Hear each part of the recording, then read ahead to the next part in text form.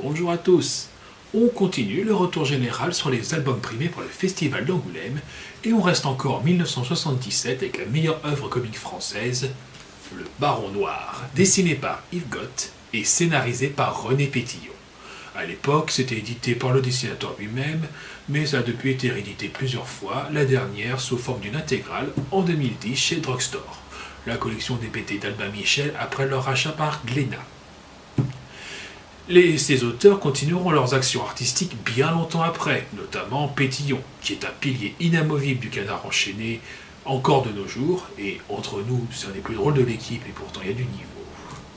Et qui, dès lors, était déjà en train de travailler sur sa célèbre série des Jack Palmer, sur lequel il est en plus le dessinateur, avec à l'époque un style de dessin semi-réaliste à la Gottlieb ou la Will Elder de Mad Magazine. Mais nous y reviendrons quand nous en parlerons du prix de 2001.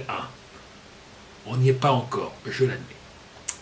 Quant au dessinateur, Yves Gott, il a plus ou moins laissé la bande dessinée de côté après celle-ci pour se concentrer sur la littérature jeunesse et notamment la série de livres pour tout petits Didou, qui est adorable, mais pas tout à fait dans le même genre. Comme Handicap, meilleure œuvre comique étrangère de la même année, Le Baron Noir se présente sous forme de strips en noir et blanc qui paraissent quotidiennement dans la presse avant compilation en album. Mais les similarités s'arrêtent là, pour ainsi dire.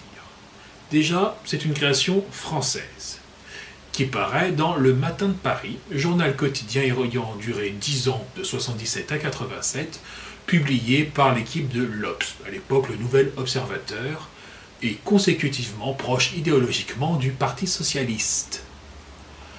Et oui, après la prépondérance des séries paraissant dans PIF, et donc liées au Parti communiste, Handicap dans le Daily Mirror, journal travailliste, et maintenant ce strip d'un journal ouvertement socialiste, diable, on pourrait croire que le festival d'Angoulême est aux mains des gauchistes. Bah... Mais ne vous inquiétez pas, il y aura bien assez tôt des BD paraissant dans Tintin pour compenser. Et donc oui, Le Baron Noir est un strip ouvertement politique et politisé. Et socialiste époque pré-Mitterrand, donc. La série ne paraîtra que de 76 à 81, donc elle n'a pas eu l'occasion d'être déçue. Mais reste d'une étonnante, peut-être même effarante, actualité des décennies plus tard. Les personnages de la série sont ici des animaux intelligents et parlants, mais qui restent néanmoins thériomorphes, dans la grande continuité des fables de La Fontaine, du roman de Renard et autres grands classiques de la critique sociale, où les animaux représentent bien sûr des types socio-humains, sans plus que s'intéresser que ça à la stricte zoologie. Le principal de ces personnages est donc le Baron Noir, grand rapace prédateur dont le souci principal est de s'emparer de moutons paissant dans son aire de chasse, pour les ramener au lit et les manger. Inversement, les moutons, grande masse d'anonymes et de quelques figures, cherchent à éviter de se faire boulotter par le Baron Noir, avec un manque complet de compétences, d'organisation et de défense naturelle, à part le nombre. Et le tout sous la direction d'un vieux mouton barbu qui ne cherche qu'à maintenir sa position immobiliste et attentiste face à un plus jeune mouton barbu qui propose de suivre la même politique mais avec lui à la place. Ce conflit allégorique lève assez le pied sur la métaphore pour que ce dont il s'agit soit clair et évident. Le Baron Noir est le représentant des classes patronales et capitalistes, vivant dans l'exploitation meurtrière des classes laborieuses, tant qu'elles se refusent à s'organiser en syndicats et communes révolutionnaires, et se laissent bercer par une politique classiste et immobiliste. Et non, ce n'est pas juste de la lecture marxiste d'une œuvre innocente, c'est franchement explicite. L'interprétation où c'est juste un aigle qui chasse des moutons n'est pas possible sans y mettre d'une mauvaise volonté. Et pour compléter la galerie, qui sinon serait un peu légère et manquerait largement de subtilité, nous avons pléthore d'autres animaux qui tiennent des rôles explicites sur l'échiquier socio-culturel. Notons particulièrement des hordes de rhinocéros avec police marqué en gros dessus, qui passent leur temps à mater des contestataires en écrasant des fourmis, et à ne surtout pas protéger les moutons des déprédations du Baron Noir. Je crois qu'il représente la poste. peut-être le Conseil constitutionnel, c'est assez subtil. Notons un crocodile se présentant au mouton comme une alternative au baron, en étant tout aussi dangereux et au vocabulaire ne dissimulant pas qu'il s'agit du communisme pro-soviétique. Hilde et Hald, une tortue et un éléphant, discutant régulièrement et inutilement de l'attitude à adopter face au baron noir et au mouton, et qui sont très clairement une représentation de l'intelligentsia privilégiée et sans lien avec la situation. Et deux vautours émettant régulièrement des considérations sur le traitement des déchets, sur l'écologie en général.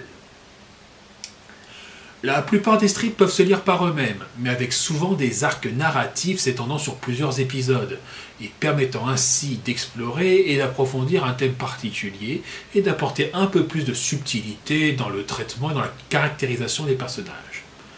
Caractérisation qui, à l'occasion, est réellement plus subtile que ce que l'on peut s'imaginer. Tous les rhinocéros policiers ne sont pas pourris oppressifs. Le baron lui-même, malgré sa position de privilégié social, n'a pas forcément une vie privée facile et gratifiante. La série se fait même contemplative par moments. Quant au dessin, là encore, on est loin de handicap. Certes, l'artiste est limité par les contraintes du format et la quotidienneté de parution. Et c'est du dessin humoristique, bien loin de toute recherche de réalisme technique. Mais il se laisse néanmoins pas aller à la facilité, réalisant des dessins individuels recherchés, des ancrages et semi-colorisation originale, des cadres à pure vocation esthétique.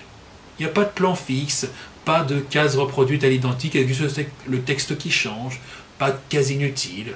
C'est de la bande dessinée qui ne traite pas le dessin comme un simple raccourci d'une description, mais comme une part entière de la raison de sa lecture.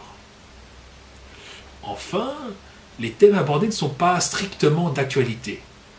Les animaux y sont des types humains, pas des humains en particulier. Et les événements qui agitent le petit monde des moutons sont des types d'événements, pas des rappels des nouvelles du jour.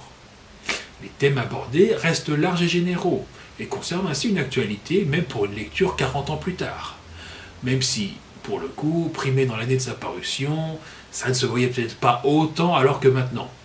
Et je crains que les auteurs ne souhaitaient probablement pas que le fait de représenter les experts chargés d'évaluer les risques environnementaux par des autruches à tête dans le sable reste indémodable 4 décennies plus tard. Après, c'est pas du Gottlieb, mais en même temps, pas grand monde n'est Gottlieb. J'entends par là que c'est engagé politiquement, et sera donc à même de fâcher une bonne partie de ses lecteurs potentiels. L'humour n'est pas forcément aussi universel qu'une bonne vieille rubrique à braque. Et comme je l'ai parfois légèrement suggéré, ça n'est pas toujours subtil. Néanmoins, à part toute la dernière partie, le baron noir contre le dragon vert, avec une longue narration sur tout un équivalent album et une métaphore politique extrêmement confuse, même s'il y en a une, ça a extrêmement bien vieilli, et je n'ai pas peur de vous en recommander la lecture, même 5 présidents après l'époque qui l'a inspiré.